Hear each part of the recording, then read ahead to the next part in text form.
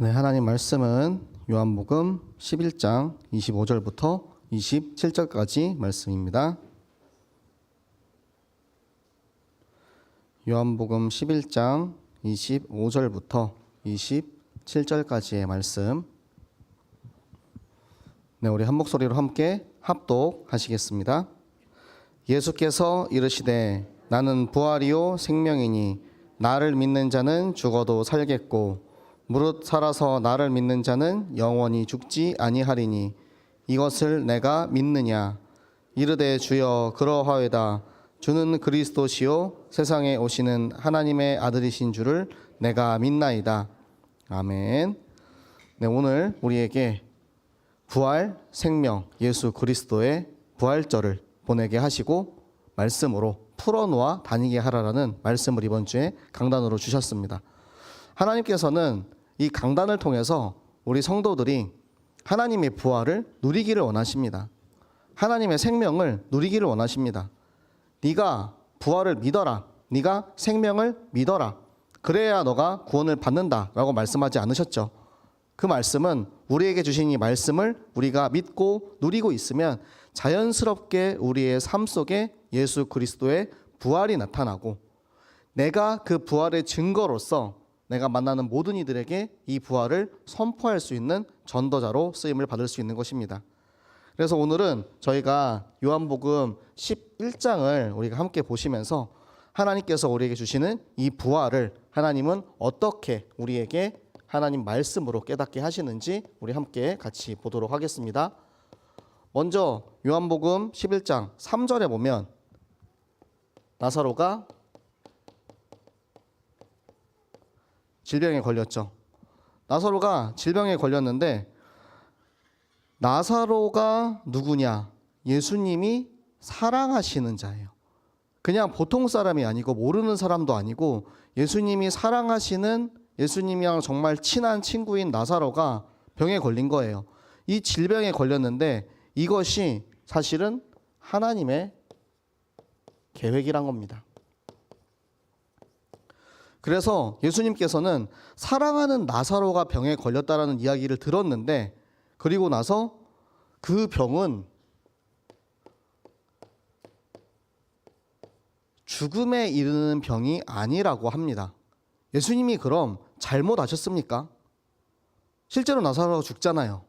그런데 왜 예수님이 죽음에 이르는 병이 아니라고 하셨냐면 이 죽음에 대해서 한국어 성경에서는 죽을 병이라고 이야기를 하지만 마지막이 죽는 병은 아니다라는 것이 원어적인 의미가 있어요.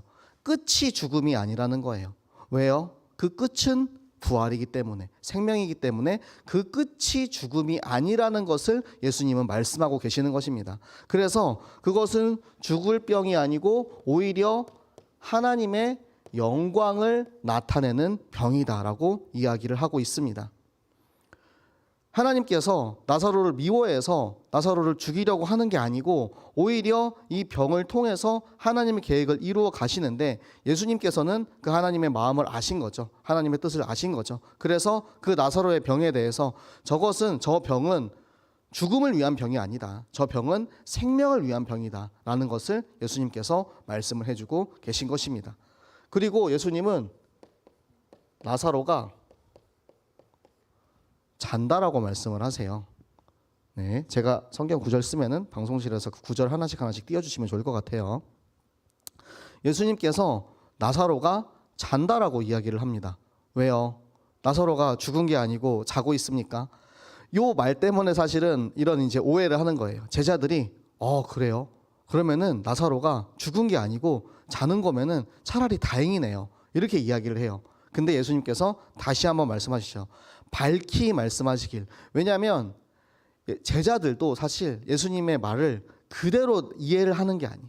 예수님의 그 마인드와 예수님의 목적을 다 이해하지 못해요. 그러니까 잔다라는 이야기를 들었을 때 예수님이 말씀하시는 이 잔다라는 것은 죽음을 의미하는 잔다라는 건데 그것을 이제 진짜로 나사로가 죽지 않았나 보네. 진짜로 나사로가 혹시나 혼수 상태나 깊은 잠에 빠져 있는 그런 거면은 차라리 낫겠어요. 이렇게 이야기를 하는 거예요. 우리가 하나님의 말씀을 들어요. 하나님의 말씀을 듣는데 사실 우리식으로 해석을 많이 합니다. 하나님의 마음이 무엇인지 모르고 하나님이 정말로 그 말씀을 통해서 하나님의 계획을 이루어 가시는 걸 모르고 우리가 내 걸로 자꾸 필터링을 해요. 내가 알아듣기 좋게 내가 원하는 방향으로 말씀을 들을 때가 많습니다. 그러니까 그래, 나사로가 살아만 있으면 예수님이 가서 언제든지 살릴 수 있잖아. 이때까지만 해도 이 제자들에게는 예수님이 반드시 질병을 낫게 하시는 능력이 있는 그 하나님이라는 것을 믿고 있는 거죠. 그런데 죽은 자를 살리는 것까지는 아직 믿지 못하고 있는 것입니다. 그래서 본인들이 원하는 대로 그렇게 해석을 하는 거죠. 그리고 예수님께서는 나흘이 지나고 나서야 그곳에 도착을 하십니다. 나사로가 죽고 나서 나흘이 지났어요. 나흘. 유대인들은 3일이 지나고 나면은 영혼이 떠난다라고 그렇게 믿습니다. 그래서 나흘이 된 것은 예수님께서 그 나사로의 완전한 죽음을 기다리셨다. 완전히 죽어야지만 완전히 부활할 수 있기 때문에 예수님께서 나사로가 완전히 죽기까지 기다리시고 나흘이 지난 후에야 이곳 베다니 지방에 도착을 하신 것입니다. 그리고 나서는 이 부활에 대해서 말씀을 하고 계시죠. 이 부활 신앙에 관해서 제자들은 사실 예수님을 그렇게 오래 따라다녔음에도 불구하고 제자들이 예수님에 대해서 너무 이해를 못해요. 자, 우리 함께 하나님 말씀 보도록 하겠습니다. 자, 제자들이 어떻게 이야기를 하느냐. 자, 7절에 보면은 예수님이 유다로 가자 이야기를 하십니다. 그러니까 제자들이 어떻게 대답을 하냐면 8절에 보면 거기 가면 돌로 지금 유대인들이 예수님을 치려고 기다리고 있어요. 그래도 가시겠습니까? 가면 죽어요. 가면 돌 맞아요. 가면 위험해요. 그래도 가시겠습니까? 그러니까 예수님께서 뭐라고 말씀하시느냐. 낮이 12시간이 아니냐. 사람이 낮에 다니면 이 세상에 빛을 보음으로 실족하지 아니하고 밤에 다니면 빛이 그 사람의 없는 고로 실족하느니라. 이 말씀이 뭐냐면 빛이 있으면 빛을 통해서 흑암이 꺾이는데 예수님이 빛인데 예수님이 그곳에 계시지 않기 때문에 그곳에 많은 흑암들이 계속해서 활동을 하고 있는 거예요.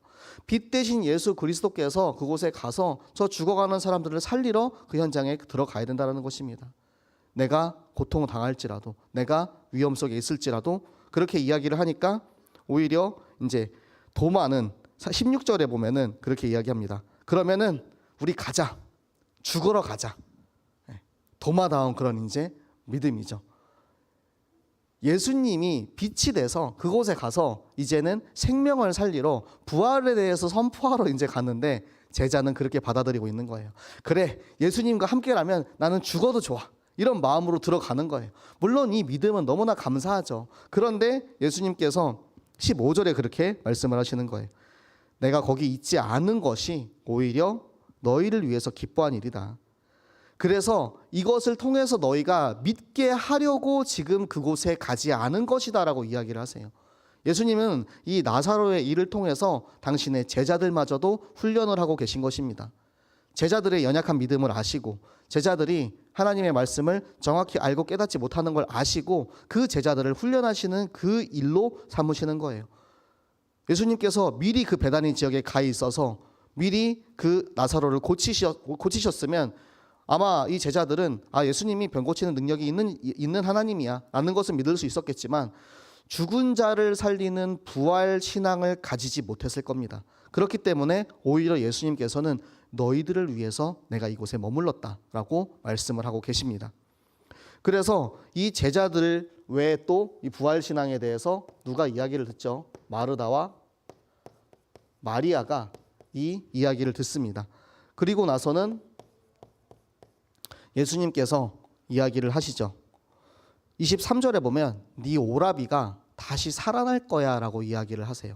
그러니까 24절에 마르다가 마지막 날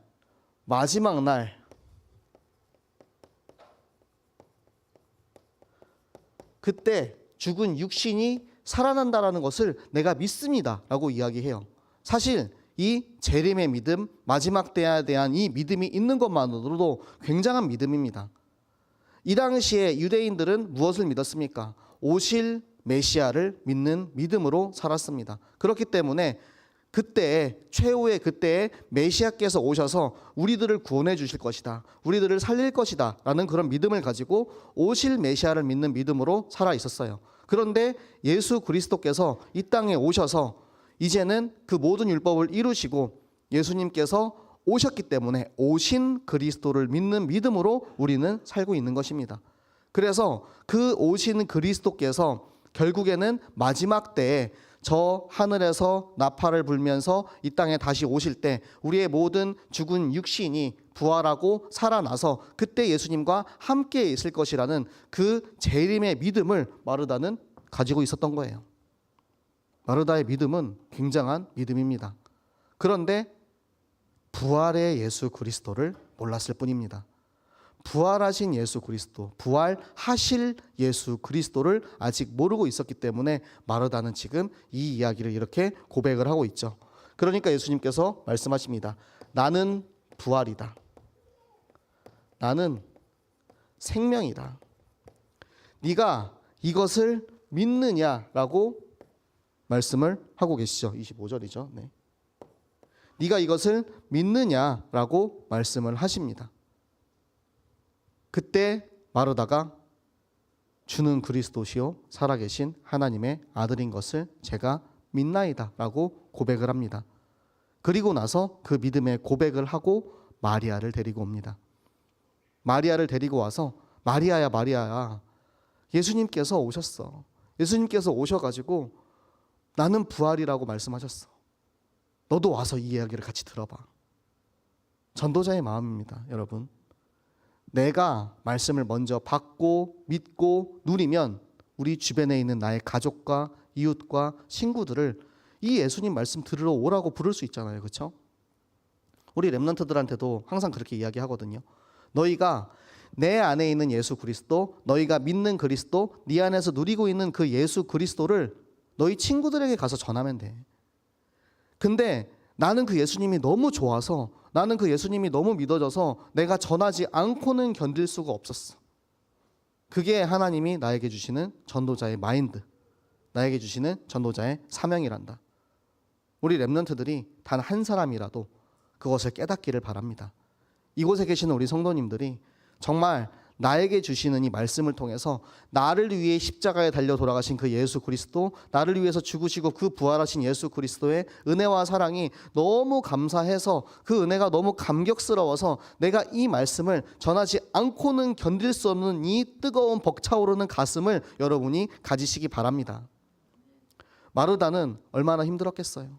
오라버니가 돌아가시고 그 아픈 마음을 예수님께서 말씀으로 위로하시고 예수님께서 말씀을 통하여서 그의 믿음을 깨닫게 하십니다. 그리고 나서는 이제 마리아와 그 외 유대인들이 같이 따라 나오죠. 근데 그곳에 있는 유대인들은 굉장히 많은 오해를 하고 있어요. 유대인들이 33절 말씀을 보면 예수님께서 우는 것을, 예수님께서 이제 이 마리아와 유대인들이 우는 것을 보시고 예수님이 심령의 비통이 여겨서 눈물을 흘렸다고 하십니다. 그게 뭐냐면 예수님이 우신 이유가 저 죽어가는 저 유대인들을 보고 우신 거예요. 예수님이 나사로가 죽은 것 때문에 슬퍼서 운 게 아니고 예수님의 눈물은 이 복음을 알지 못해서, 이 부활을 알지 못해서, 이 생명을 알지 못해서 지금 저 사람들이 비통해하고 가슴 아파하는 그 모습, 저 죽어가는 현장의 영혼들을 보시고 예수님은 눈물을 흘리시는 것입니다. 이 복음을 깨닫지 못해 죽어가는 영혼들이 얼마나 많이 있습니까? 여러분 현장에도 이러한 영혼들이 얼마나 많이 있습니까? 여러분 성경학교 할 때에도 계속해서 만나잖아요. 우리는 어떻게든 이 복음을 전하고 싶어가지고 막 가서 뭐 맛있는 것도 만들어주고 사탕도 주고 가서 열심히 뭐 재밌는 프로그램도 하고 이 복음을 전하고 싶어가지고 저 영혼이 살아나기를 원하는 마음으로 우리가 정말 이렇게 열심히 복음을 전하는데 그들은 오히려 우리를 비웃죠. 우리를 핍박하죠. 전도하지 못하게 하죠. 전도하려고 하면 방해하고 아이들 못 데려가게 하고 그렇게 해가지고 그들이 얻는 것이 무엇입니까? 본인들은 아이들을 지킨다라고 생각을 하고 있어요. 본인들 입장에서는 굉장히 합리적인 생각입니다. 모르는 사람이 말을 걸면 따라가지 말아라. 지금 같은 위험한 시대에 부모의 입장에서는 그렇게 이야기할 수밖에 없겠죠. 그런데 그 사람들의 마음속에는 나가 중심인 거예요. 하나님을 모르는 나 중심의 우리 사람들이 그렇게 하나님 없이 내 능력과 내 노력과 나의 열심과 나의 재력으로 나는 충분히 살 수 있다라고 생각하기 때문에 하나님 말씀이 필요 없다라고 이야기하고 있는 것입니다. 우리가 다른 것을 전하는 게 아니잖아요. 그 아이들 데려다 놓고 교육시키는 게 아니잖아요. 그냥 예수 그리스도 그 생명을 전해서 그 아이들이 살기를 바라는 순수한 마음으로 우리가 전도를 하고 있는데, 예를 들어서 우리가 이 친구 데리고 가서 우리 교회 꼭 데려가서 우리 교회 머릿수 채울 거야, 우리 인원수 더 많게 할 거야, 그런 마음으로 전도를 한다면 그 엄마 아빠가 하는 게 맞아요. 그런데 제가 이제 김해에 가서 전도할 때도 그랬어요. 김해에서 그 주변에 교회가 있어요. 그 주변에 있는 교회에서 와가지고 막 전도를 해요. 그리고 우리가 전도하는 걸 굉장히 극도로 경계를 해요. 왜? 성도 빼앗길까 봐. 그런데 우리는 얘기하거든요. 우리 교회 데려갈 생각 전혀 없다. 얘네들 데려가가지고 당신들 교회 데리고 가라. 그런데도 세상 사람들은 그 눈으로 보질 못해요. 전도자의 눈으로 보지 못해요. 왜? 이 아이 한 사람 데리고 오면 나한테도 실적이거든요. 보여지는 게 그거잖아요. 우리가 정말 한 영혼을 생각한다면, 그 머릿수를 생각하는 게 아니고 한 영혼을 생각한다면 우리는 그 영혼을 바라보면서 눈물 흘릴 수 있습니다. 죽어가는 그 영혼을 바라보면서 애통해하는 예수님의 눈물이 우리 모든 성도님들에게 있으시기를 바랍니다. 그래서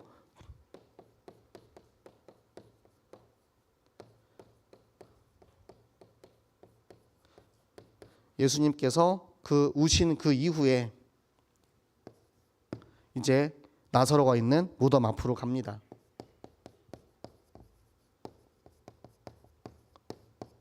나사로가 있는 무덤 앞으로 가가지고 먼저 마르다한테 이야기를 하는 거예요. 저 돌을 옮겨 놓아라 라고 이야기를 하십니다.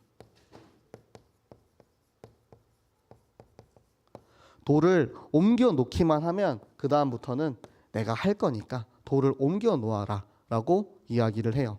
그런데 마르다는 뭐라고 이야기를 하죠? 마르다가 아니 예수님, 저 돌이 지금 치우면 지금 죽은 지 벌써 나흘째 됐기 때문에 저 썩은 내가 엄청나게 많이 나올 거예요. 그런데 그래도 돌을 옮겨 놓을까요? 예수님이 바로 이어서 말씀하시죠. 40절에 내 말을 네가 믿으면 하나님의 영광을 보리라 하지 않았느냐. 내가 얘기했잖아. 나는 부활이요 생명이니 네가 이것을 믿느냐. 내가 얘기했잖아. 네가 그것을 믿으면 하나님의 영광을 볼 것이다. 네가 그것을 확실하게 믿고 그리고 행하면 어떻게 해요? 믿고 돌을 치우는 거죠. 내가 그것을 믿고 그 믿음대로 행하면 하나님께서 너에게 하나님의 영광을 보여주실 것이다 라고 이야기를 하고 계십니다. 그리고 나서는 하나님께 기도합니다. 항상 들으시는 하나님 앞에 기도를 하는 거예요. 그런데 예수님이 이 기도를 하시는 이유가 있어요. 우리 42절에 보면은 이 기도를 하는 것은 이 둘러싼 무리를 위해서 기도하고 있대요. 지금 이 둘러싼 하나님의 말씀을 믿지 않는 이 무리를 위해서 지금 예수님은 기도하고 계시는 거예요. 그래서 그들을 믿게 하려 함입니다. 하나님께서 이미 다 알고 계세요. 예수님이 저 나사로를 살리려고 한 것도 다 알고 계시고 저 예수님을 통하여서 저 나사로가 살아나야 할 것도 알고 계십니다. 그런데 예수님께서 입을 열어서 기도를 하시는 이유는 무엇이냐면 저 둘러싼 사람들에게 예수 그리스도의 부활과 생명의 증거를 보여주시기 위하심입니다. 그래서 그들에게 그 기도를 들려주시는 거예요. 항상 내 기도를 들으시는 하나님께서 이미 내가 생각하는 거, 내가 무엇을 원하시는지 다 알고 계시지만 제가 지금 하나님 앞에 이 기도를 하는 이유는 저 둘러싼 수많은 유대인들, 이 말씀을 믿지 못하는 저들에게 하나님의 부활이, 하나님의 생명이 나를 통해서 이 땅에 오셨음을 믿게 하려 함입니다 라고 이야기를 하고 계시는 것입니다. 그것을 통하여서 하나님이 일을 하시죠. 그리고 나사로야 나오라 하십니다.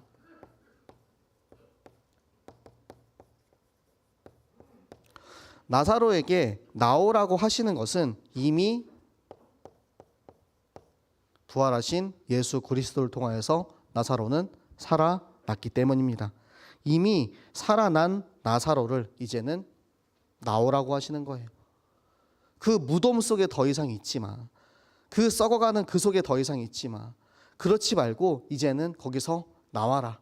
이제는 생명 가지고 나와서 그 생명 가지고 너의 그 죽음과 결박된 그 모든 것에서 풀어놓아 다니게 하라고 말씀을 하고 계십니다. 여러분은 무엇에 혹시 결박되셨는지 혹시 생각해 보셨나요? 저는 이번 주에 말씀을 들으면서 첫 번째 저를 생각했던 것은 내가 묶여 있는 곳이 무엇이 있을까? 굉장히 저는 제목을 이제 많이 생각을 하거든요. 풀어놓아 다니게 하라. 그러면 풀어놓아 다니라는 말은 묶여 있다라는 거거든요. 그럼 내가 무엇에 묶여 있는가? 나는 무엇에 풀어져야 하는가? 예수님께서 풀어놓아 다니게 하라라는 그 명령을 듣고 아멘 하면 풀리는데, 그럼 내가 무엇에 묶여 있는지를 알아야지 우리가 그것을 놓고 기도하고 구해서 하나님이 구하면 들을 것이요 하신 그 말씀 따라 갈 거 아닙니까? 그래서 나는 무엇에 묶여 있는지를 계속해서 생각을 하는 거예요. 내가 무엇에 묶여 있지? 내가 게임에 묶여 있나? 노는 거에 묶여 있나? 제가 오늘도 새벽에 사실 굉장히 보고 싶은 축구 경기가 있었어요. 새벽 4시에. 와, 너무 보고 싶은 거예요. 그런데 제가 오늘 새벽기도 인도를 해야 되거든요. 축구를 보고 할 수 있을까? 네. 그래서 혹시 몰라가지고 알람은 일단 맞춰놨는데 알람 소리를 듣지를 못해가지고 축구는 못 봤거든요. 근데 내가 너무 하고 싶은 거 그 우선순위가 막 헷갈릴 그런 순간들이 있어요. 분명히 하나님의 일을 하고 말씀을 선포하는 그것이 저의 현장이기 때문에 저한테는 그게 최우선이 돼야 되는데, 이것도 너무 하고 싶은 거야. 저것도 너무 하고 싶은 거야. 이것도 너무 누리고 싶고, 그런 것들을 하나씩 생각하다 보면은 내가 묶여 있는 것들을 하나님께서 보게 하시는 거죠. 누군가는 돈에 묶여 있는 사람이 있을 수 있어요. 누군가는 내가 돈을 벌기 위해서 지금 이 시간에도 내가 충분히 예배를 드릴 수 있음에도 불구하고 그 돈을 버는 현장에 갈 수 있습니다. 누군가는 이성에 묶일 수 있어요. 제가 20살 때, 20대 때는 굉장히 그런 것들을 많이 겪었거든요. 이제 뭐 그런 거 있잖아요. 여자친구가 데이트하러 가자 그러면 이제 교회 안 가고, 뭐 이렇게 뭐 친구 만나러 간다고, 뭐 이렇게 여행 간다고, 그렇게 또 교회 안 가고, 그런 것들 충분히 젊은 나이에 20대, 30대 그런 우리 청년들은 그런 일이 있을 수 있습니다. 누군가는 자기의 공부에 묶일 수 있어요. 내가 공부를 하는 것이, 공부를 해서 내가 그 공부를 열심히 해가지고 더 하나님이 원하시는 좋은 이제 학교를 가고 더 좋은 교육을 받아가지고 더 하나님께 쓰임받는 좋은 사람이 되기 위해서 우리가 공부를 하는 게 아니고, 공부가 목적인 거예요. 공부가 목적이기 때문에 공부를 하는 것이, 그게 누가 가장 기뻐하는 것이겠습니까? 저도 중학교 고등학교 때 공부를 그렇게까지 잘하지는 못했는데 그냥 뭐 나쁘지 않게 했습니다. 그리고 나서 제가 주변에 이제 봤을 때 매이는 사람들이 꼭 있어요. 그러니까 그거에 진짜 미친 듯이 막 이게 나의 인생의 전부인 것처럼 막 그렇게 공부하는 사람이 있었어요. 제 짝꿍이었는데 이 친구가 저를 되게 싫어했어요. 자기는 진짜 필사적으로 공부하는데 자기가 저보다 성적이 안 나오는 거예요. 왜 그럴까요? 열심히는 하는데 열심에 대한 목표도 없고 그냥 진짜 내가 뭔가 좋은 대학교 가기 위해서 그렇게 열심히 하는 거예요. 저는 그 친구가 참 안타까웠거든요. 물론 그 이제 여러 가지 이제 그 뒤에 배경 상황이 있습니다. 이제 그 친구는 이제 어려서부터 쭉 공부를 해왔던 친구가 아니기 때문에 그냥 갑자기 이제 벼락치기 공부한다고 갑자기 성적이 잘 나오는 건 아니기 때문에 결국에는 이제 뭐 좋은 대학을 가지는 못했지만, 그걸로 인해서 제가 많은 걸 봤어요. 이렇게 매이는구나. 공부에 매여서 사는 게 너무나도 불쌍하구나. 제가 그 당시에 그리스도로 뭐 해방받고 그런 정도까지도 아니었습니다. 그냥 나는 성격이 막 그렇게 미친 듯이 열심히 공부하는 스타일이 아니라서 그냥 뭐 되는 대로 공부했는데, 저렇게 미친 듯이 저렇게 하는데 성적이 안 나오는 걸 보고서 세상 사람들은 얼마나 힘들까, 얼마나 피곤할까, 이런 생각이 드는 거예요. 제가 20대가 지나고 이제 30대가 되었을 때 사람들이 저한테 그런 얘기를 했습니다. 참 속없이 산다라는 얘기를 했어요.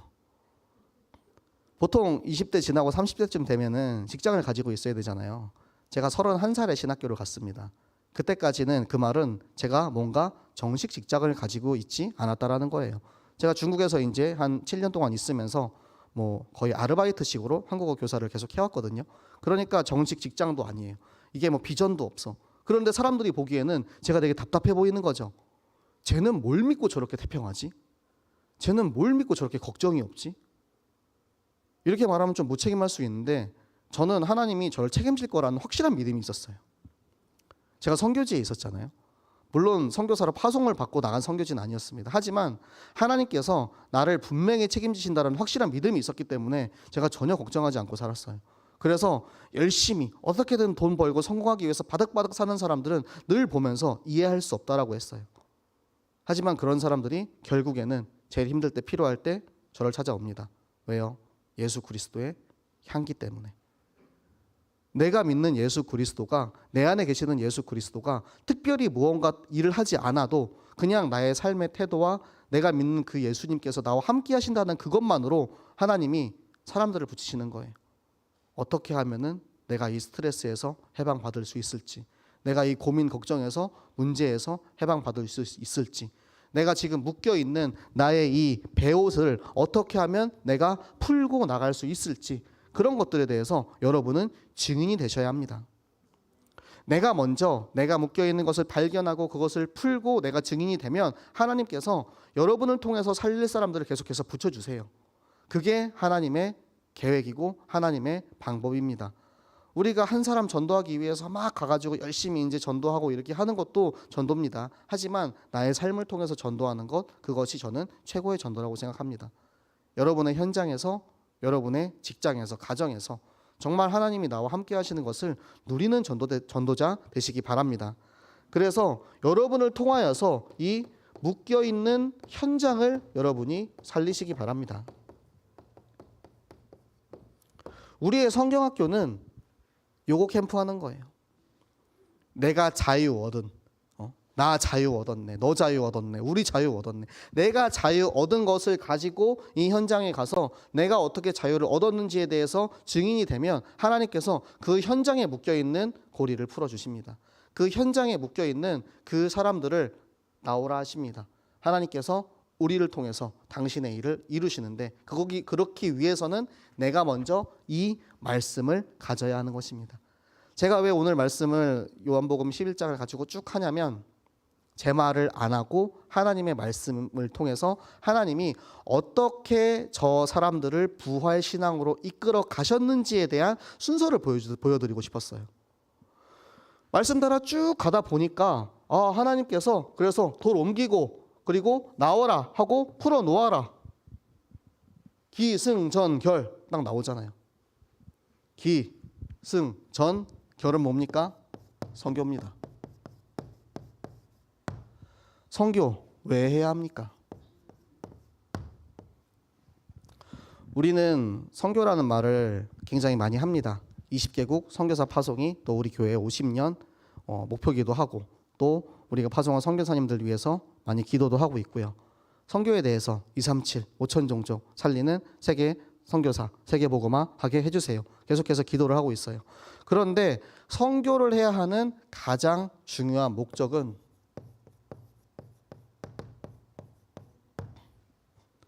이 천국 복음이 땅끝까지 전해져야 하기 때문입니다.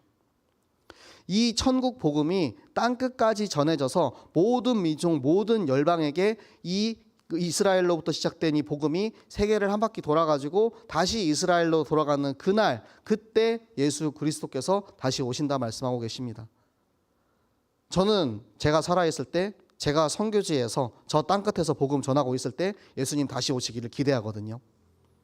그 기대하고 있으면 굉장히 가슴이 뜁니다.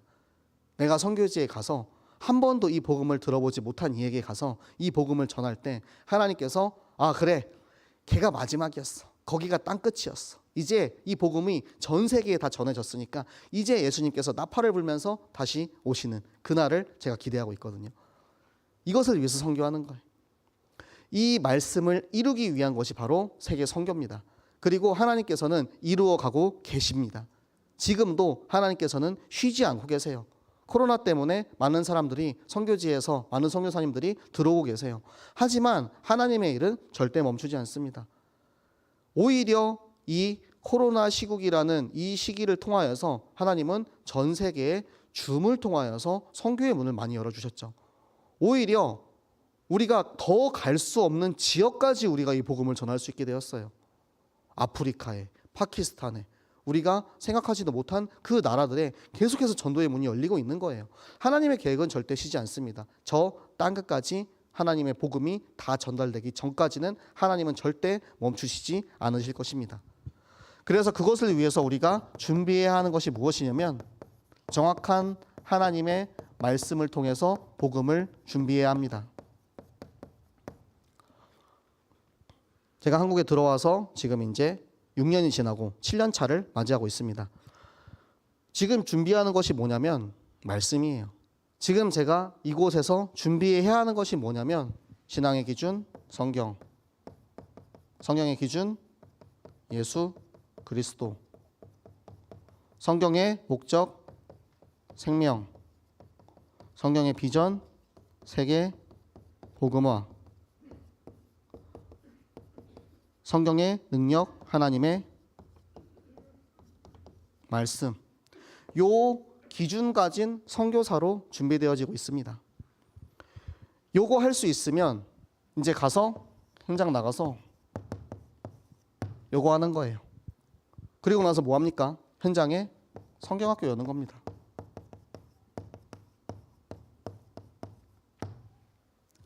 하나님께서는 선교의 방법을 가르쳐 주시지 않고 선교를 하기 위해서 준비되어야 하는 가장 기본적인 것들을 가르쳐 주시고 훈련시키고 계십니다. 그 속에는 이제 언어도 들어가 있는 거죠. 감사하게도 이제 저한테는 이 언어를 하나님이 선물로 주셨어요. 제가 우리 토요스쿨 때 우리 랩런트들한테 이제 그런 얘기를 했습니다. 공부 잘하고 싶어? 선교해. 언어 잘하고 싶어? 선교해. 영어 잘하고 싶어? 그 나라를 품고 기도해. 그리고 제 얘기를 들려줬어요. 저는 중국에서 유학하고 있을 때 제가 책상에 앉아서 한 번도 공부를 한 적이 없습니다. 하나님이 저를 계속해서 현장으로 보내셨어요.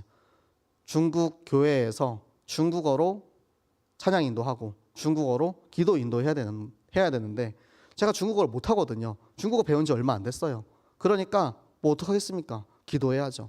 하나님한테 기도했어요. 하나님, 저 이거 해야 되는데 저 어떻게 해요? 하나님, 저 이거 좀 잘하게 해주세요. 기도하면서 하나씩 다 썼어요. 찬양인도 어떻게 해야 되지? 그 멘트를 썼어요. 지금은 이제 그렇게 찬양인도 안 하죠. 그런데 멘트를 다 써놓고 그대로 읽었습니다. 기도할 때도 그대로 읽었어요. 왜? 제가 찬양인도 하다가 혹시라도 성조가 틀리거나 발음이 틀리면 사람들이 웃음이 픽 터지거든요. 그러면 그때 이제 성령님도 다 깨지는 거예요. 여러분 생각해 보세요. 제가 막 찬양인도 막 이렇게 막 설교하다가 여러분 안녕하세요? 막 이렇게 갑자기 막 삑사리가 났어. 그러면 그 순간 갑자기 삑사리 나니까 막 진지하게 제가 막 이렇게 막 찬양하고 막 할렐루야 막 이러고 주여 막 이러고 있다가 주여 뭐 이렇게 막 삑사리가 나면은 그 사람들이 집중해서 기도할 수 있겠습니까? 못 하잖아요. 그러니까 어떻게든 나 때문에 교회 사역이 방해받지 않기 위해서 그때 이제 다 쓰기 시작한 거예요. 근데 하나님이 진짜 기도를 들어주셔가지고 저는 학교에 가서 열심히 공부 안 하고 유학원에서도 열심히 공부 안 했는데 그 속에서도 항상 좋은 성적과 거기에서 있는 선생님이랑 사이가 너무 좋았어요. 선생님 맨날 그랬습니다. 너는 학교에 밥 먹으러 오지? 네. 항상 이제 수업을 마치고 점심시간에 이제 선생님이랑 같이 밥을 먹었거든요. 근데 저랑 동갑이었어요. 그 선생님이. 저도 좀 늦게 이제 유학을 갔기 때문에 동갑이 선생님인데 밥 먹으러 왔어. 이런 선생님이랑 같이 이제 이야기하면서 밥 먹는 거예요. 그게 최고의 공부였다고 생각해요. 그리고 끝나면은 이제 교회 가요. 거기에 이제 그때 교회에 이제 탁구대가 있었습니다. 가서 탁구 치고 거기에 이제 피아노도 있어요. 그러면 이제 가가지고 피아노도 치고 드럼도 치고 기타도 치고 그렇게 하다 보니까 중국어가 그냥 됐어요. 중국어를 열심히 공부해서 된 게 아니고 하나님이 주셨습니다. 선물로 주셨어요. 그러니까 하나님께서는 하나님의 일을 하는 데 있어서 하나님이 필요한 것들을 다 채워주시는 거예요. 이런 것들을. 정말로 우리가 그 하나님의 일을 하겠다라는 결단과 나의 전도자의 마인드가 있으면 하나님이 그렇게 들어 쓰시는 것을 제가 확인을 했습니다.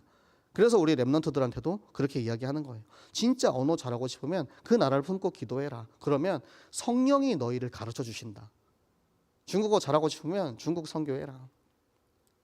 네, 우리 중국 선교, 일본 선교, 그리고 인도네시아 선교, 인도 선교, 파키스탄 선교, 아프리카 선교 하는 우리 모든 렘넌트들과 우리 모든 성도님들 더욱더 많이 세워지시기 바랍니다. 네. 선교지에 정말 하나님께서 많은 것들을 우리에게 예비하시고 준비하고 계세요.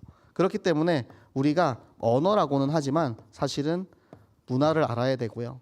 그 나라를 알기 위해서 우리가 그 나라에 대한 더욱더 많은 기도를 심어야 됩니다. 그것을 통하여서 하나님은 우리에게 팀의 응답을 주세요. 혼자서는 할 수 없거든요. 혼자서 이 모든 사역들을 감당할 수 없습니다. 그렇기 때문에 하나님이 함께 선교할 수 있는 기도팀을 주시고 함께 이 복음을 전할 수 있도록 행정도 하나님 인도하시고 또 그리고 경제적인 후원도 하시고 하나님께서 그 현장에 가장 필요한 소통할 수 있는 팀을 만들어 주세요. 우리 이번에 세계 선교대회를 준비하면서 여러 가지 나라의 이제 팀을 만들었습니다.